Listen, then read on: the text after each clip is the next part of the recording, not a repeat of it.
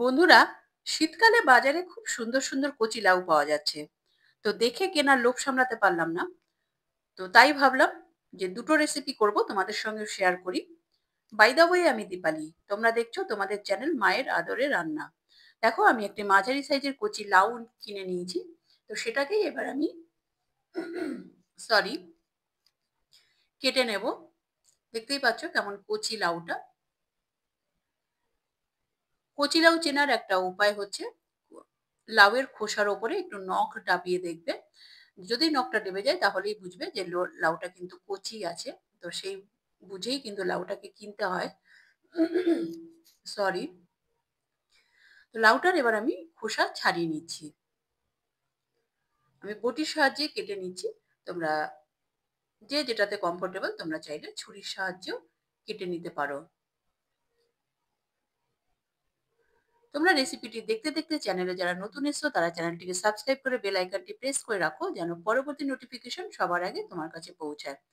তোমরা কিন্তু রেসিপিটি অবশ্যই ট্রাই করবে, খেতে কিন্তু দুর্দান্ত হয়, গরম ভাতের সঙ্গে কিন্তু দুর্দান্ত লাগে। দেখতেই পাচ্ছ আমি লাউয়ের ভেতরের যে একটা নরম অংশ থাকে সেটাকে আমি কেটে বাদ দিয়ে দিলাম। আমাদের পুরো লাউটাই কিন্তু খোসা ছাড়িয়ে কাটা হয়ে গেছে। এই লাউয়ের খোসাটাও কিন্তু আমি ফেলবো না, লাউয়ের খোসাটাকেও আমি দিয়ে একটা রেসিপি করব, সেটাও তোমাদের দেখাবো, তোমরা দেখতে থাকো।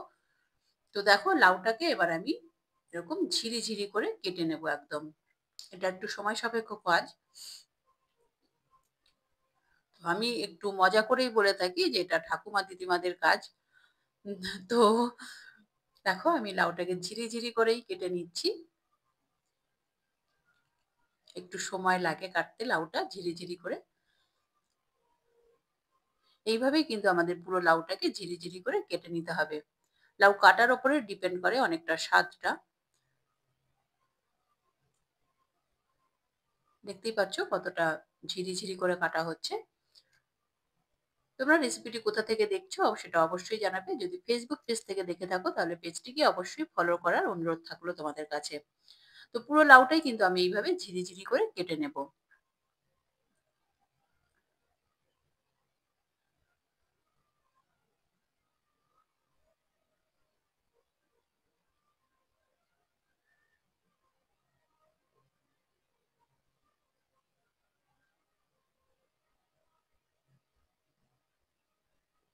দেখো, আমাদের পুরো লাউটাই কিন্তু অলমোস্ট কাটা হয়ে গেছে ঝিরি ঝিরি করে। পুরো লাউটাই কিন্তু কাটা হয়ে গেছে। এবার আমি লাউটা নুন মাখিয়ে 10 মিনিট অপেক্ষা করব। এর মধ্যে আমি দিয়ে দিলাম 1 চামচ নুন। তো সেটা আমি ভালো করে মাখিয়ে নিচ্ছি লাউয়ের সঙ্গে। মাখিয়ে 10 মিনিট আমি রেস্টে রেখে দেবো। কারণ লাউয়ের ভেতরে যে এক্সট্রা জল থাকে তো সেটা বেরিয়ে যাবে। তাহলে আমাদের কুক করতে সুবিধা হবে এবং সময়ও অনেক কম লাগবে।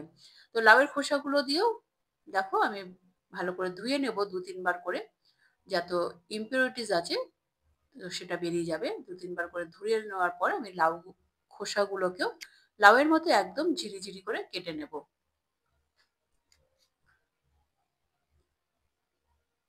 লাউয়ের কত গুণ, তো সেটা তো আর বলার অপেক্ষা রাখে না। লাউ খেলে কিন্তু পেট ঠান্ডা থাকে এবং লাউয়ে থাকে প্রচুর পরিমাণে ফাইবার, যেটা আমাদের সিস্টেমকে ভালো রাখতে সাহায্য করে।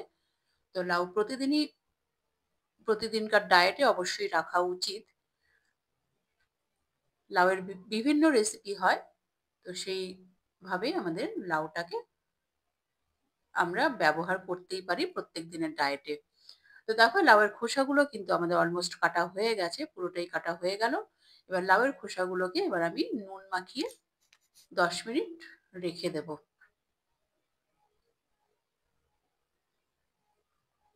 নুন মাখানো হয়ে গেছে, আমি 10 মিনিট রেখে দেবো লাউয়ের খোসাগুলো যেন নরম হয়ে যায়। তো এর মধ্যে আমি গ্যাসে কড়া বসিয়ে এর মধ্যে দিয়ে দিলাম 1.5 চামচ পোস্ত দানা। পোস্ত দানা আমি শুকনো খোলায় ভেজে নেব একদম লো ফ্লেমে। 2-3 মিনিট ভাজলেই কিন্তু আমাদের পোস্ত দানাটা ভাজা হয়ে যাবে। দেখো, পোস্ত দানা ভাজা হয়ে গেছে, আমি তুলে নিলাম। এরপরে আমি আর একটা ভাজা মসলা বানিয়ে নেব। এর মধ্যে দিয়ে দিলাম দুটো শুকনো লঙ্কা ছোট টুকরো করে এবং দিয়ে দিচ্ছি দুটো তেজপাতা ছোট ছোট টুকরো করে। তো এটাকে আমি আগে একটু ভেজে নেব। এরপর দিয়ে দেব 1.5 চামচ গোটা জিরে। গোটা জিরে দিয়ে আমাদের ভালো করে ভেজে নিতে হবে। এটা দিয়ে আমরা ভাজা মশলা বানাবো। একদম লো ফ্লেমে আমাদের ভেজে নিতে হবে। যখন দেখবে একটা সুন্দর গন্ধ বেরোচ্ছে তখনই কিন্তু আমাদের নামিয়ে নিতে হবে। একদমই কালো করা যাবে না। যেমন মসলাটা নামিয়ে নিয়েছি কড়াতে তেল দিয়ে আমি কিছুটা বড়ি ভেজে নিচ্ছি, ডালের বড়ি। ছোট, ছোট টুকরো করে নিয়েছি। আমি গোটা বড়িগুলোকে বিউলির ডালের বড়ি। তো সেটাকে হালকা লাল করে আমাদের ভেজে নিতে হবে। আমি ভাজা হয়ে গেছে ২-৩ মিনিট একদম মিডিয়াম টু লো ফ্লেমে আমি বড়িটা ভেজে নিয়েছি। ভেজে আমি তুলে নিলাম। তো এই তেলে ১ম রান্নাটা আমি কমপ্লিট করব। এর মধ্যে ফোড়ন দিলাম একটি শুকনো লঙ্কা ২ টো টুকরো করে এবং ১/২ চামচ কালো জিরে এবং দিয়ে দিলাম এর মধ্যে লাউয়ের খোসাগুলো। এর মধ্যে দিয়ে দিচ্ছি হলুদ। এর মধ্যে কিন্তু আর নুন দেব না। কারণ আমি পরিমাণ মতো নুন দিয়ে দিয়েছি আগে থেকেই। তো এবার হলুদ দিয়ে ভালো করে নাড়াচাড়া করে নিচ্ছি। ভালো করে নাড়াচাড়া করতে হবে। ভালো করে নাড়াচাড়া করে এবার আমি ঢেকে রেখে দেবো ৫ মিনিট একদম লো ফ্লেমে যেন লাউয়ের খোসাটা প্রপার কুক হয়ে যায়। তো দেখতেই পাচ্ছ কতটা সিম্পল রেসিপি। খেতে কিন্তু দুর্দান্ত স্বাদের হয়। ভাবতেই পারবে না তোমরা। দেখো আমি ৫ মিনিট পর ঢাকনা খুলে হালকা নাড়াচাড়া করে এর মধ্যে দিয়ে দিলাম ডালের বড়ি। ডালের বড়ি দিয়ে আমাদের কিন্তু ২ মিনিট এভাবে ভেজে নিতে হবে মিডিয়াম টু লো ফ্লেমে। এরপরে দিয়ে দেবো পোস্তদানা যেটা আমি শুকনো করে ভেজে রেখেছিলাম। তো সেটা দিয়েও আমাদের আরো ২ মিনিট ভেজে নিতে হবে। খেতে কিন্তু দুর্দান্ত হয়। তোমরা কিন্তু অবশ্যই ট্রাই করবে। ট্রাই করে আমাকে কমেন্ট করে জানাবে তোমাদের কেমন লাগলো। আমাদের কিন্তু ভাজা হয়ে গেছে। এবার আমি এটা তুলে নিচ্ছি।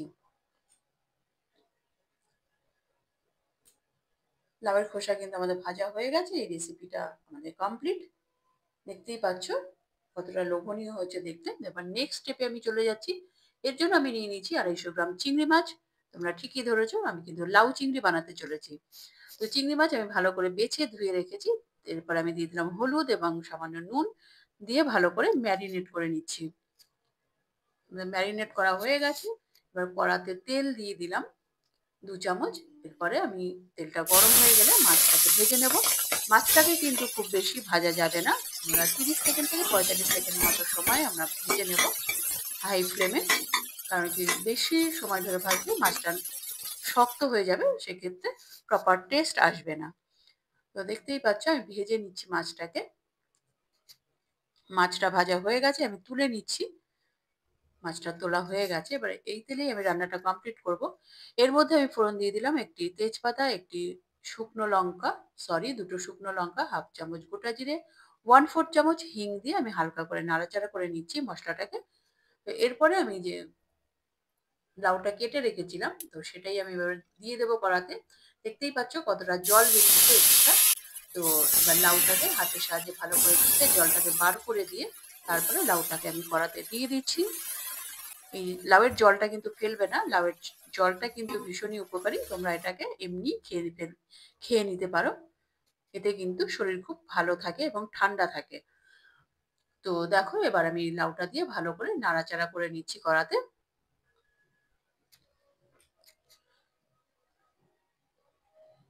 ভালো করে নাড়াচাড়া করার পর আমি ১ চামচ হলুদ গুঁড়ো দিয়ে দিচ্ছি এবং ১ চামচ গ্রেট করা আদা দিয়ে ভালো করে নাড়াচাড়া করে নিচ্ছি। ভালো করে লাউয়ের সঙ্গে মিশিয়ে দিচ্ছি হলুদ এবং আদা, গ্রেট করা আদা। এরপর আমি ঢেকে রেখে দেবো একদম লো ফ্লেমে ৫ মিনিট। দেখো ৫ মিনিট পর আমি ঢাকনা খুলে দেখাচ্ছি। ঢাকনা খুলে ভালো করে নেড়ে দিচ্ছি। দেখতেই পাচ্ছ লাউটা কিন্তু অলমোস্ট কুক হয়ে গেছে, মানে সেদ্ধ হয়ে গেছে। এরপরে এবার ভালো করে নাড়াচাড়া করে দিয়ে এরপর আমি দিয়ে দিলাম একটা বড় সাইজের টমেটো কুচি। টমেটো কুচি দিয়ে ভালো করে লাউয়ের সঙ্গে নাড়াচাড়া করে মিশিয়ে দিচ্ছি। আগে লাউটা আগে টমেটোটা দিলে কিন্তু লাউটা প্রপার কুক হতে একটু অসুবিধা হতো। তো সেই জন্যই টমেটোটা একটু একটু পরে দেওয়া। এরপর আমি দিয়ে দিলাম স্বাদ মতো নুন। নুন কিন্তু একটু বুঝে দিতে হবে। কারণ আমরা আগে নুন মাখিয়ে রেখেছিলাম। তো সেটা বুঝেই কিন্তু আমাদের নুনটা দিতে হবে। নুনটা দিয়ে আমি ভালো করে কষিয়ে নিচ্ছি। এরপরে আমি যে ভাজা মসলাটা ভেজে রেখেছিলাম সেটাই আমি মিক্সিতে গুঁড়ো করে নিয়েছি। তো সেটাই আমি লাউয়ের মধ্যে এবার দিয়ে দিলাম। সেটা দিয়ে আমাদের একটু কষিয়ে নিতে হবে লাউয়ের সঙ্গে ২-৩ মিনিট। ২-৩ মিনিট কষানোর পর এবার আমরা যে চিংড়ি মাছটা ভেজে রেখেছিলাম তো সেটাই আমরা দিয়ে দিলাম লাউয়ের সঙ্গে। এবার ভালো করে নাড়াচাড়া করে নিচ্ছি। দেখতেই পাচ্ছ কতটা সিম্পল এই রেসিপি এবং কত কম সময়ে তৈরি হয়ে যায়। এবং খেতে কিন্তু দুর্দান্ত হয়। দেখো আমাদের লাউ চিংড়ি কিন্তু রেডি। চিংড়ি মাছ দেওয়ার পরে আমি ২ মিনিট কষিয়ে নিয়েছি। এরপর আমি এটা সার্ভ করে দিচ্ছি। রেসিপিটি যদি ভালো লাগে তাহলে লাইক করে দিও এবং তোমার প্রিয়জনদের সঙ্গে প্রচুর, প্রচুর, প্রচুর শেয়ার করো এবং আরো এই ধরনের নিত্য নতুন রেসিপি দেখার জন্য চ্যানেলটির সঙ্গে জুড়ে থাকো। চ্যানেলে যারা নতুন এসছো তারা চ্যানেলটিকে সাবস্ক্রাইব করে বেল আইকনটি প্রেস করে রাখো যেন পরবর্তী নোটিফিকেশন সবার আগে তোমার কাছে পৌঁছায়। তাহলে পরবর্তী এপিসোডে আবার দেখা হবে। নমস্কার, ধন্যবাদ।